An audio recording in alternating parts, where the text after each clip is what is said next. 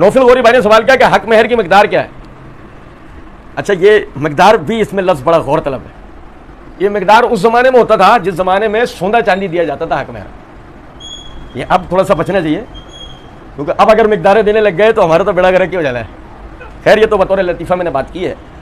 دیکھیں حق مہر کی کوئی شرعی مقدار نہیں ہے.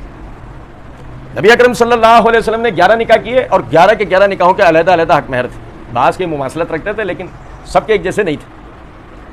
اور صحیح بخاری کتاب النکاح کے اندر حدیث ہے کہ نبی صلی اللہ علیہ وسلم کے پاس ایک عورت آئی اور اس نے آپ سے نکاح کی خواہش کا اظہار کیا تو آپ صلی اللہ علیہ وسلم نے صحابہ کرام رضوان اللہ علیہ مجمعین میں سے یعنی مخاطب کر کے انہوں نے کہا کہ تم میں سے کوئی اس سے نکاح کی خواہش رکھتا ہے؟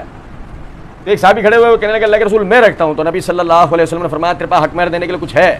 تو اس نے کہا حضرت میرے پاس حق مہر دینے کے لیے کچھ بھی نہیں ہے. تو نبی صلی اللہ علیہ وسلم نے فرمایا جا گھر میں جا کے ڈھونڈ کوئی لوہے کی انگوٹھی ہوگی. اس نے کہا حضرت وہ بھی نہیں ہے. تو نبی صلی اللہ علیہ وسلم نے فرمایا کہ قرآن کچھ یاد ہے؟ اس نے کہا حضرت وہ یاد. تو فرمایا کہ وہ اس کو سکھا دینا, یہی تیرا حق مہر ہے. تو اس سے پتہ لگا کہ حق مہر بندے کی استطاعت پر ہوتا ہے.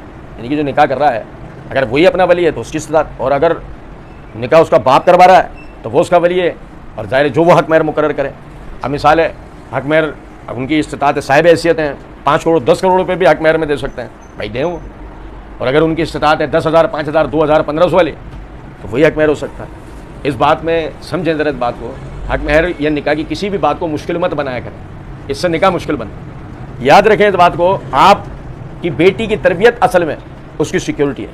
لمبے چوڑے حق مہر یا لمبے چوڑے جہیز دینا اس کی سیکیورٹی نہیں ہوتا, آپ کی بیٹی کی تربیت ہوتا ہے. ہم کتنے ہی ایسے کیسز جانتے ہیں کہ جس میں امیر باپ کی اولاد, باپ نے حق مہر میں کتنے تولہ سونا دیا, جہیز کے اندر کتنا ہی سامان دیا, وہ 1 سے 1.5 مہینے میں گھر ٹوٹ گیا, طلاق ہو گئے اور وہ سارا سامان سمیت وہ اپنے باپ کے گھر پہنچ گئے.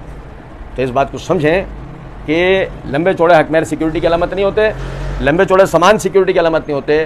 میں نے آپ نے اپنی اولادوں کو, اپنے بیٹوں کو, اپنی بیٹیوں کو جو نیک تربیت دی ہے, جو سلوک کی تربیت دی ہے, وہ جو ہے اس کی نکاح کا سیکیورٹی ہوتا ہے.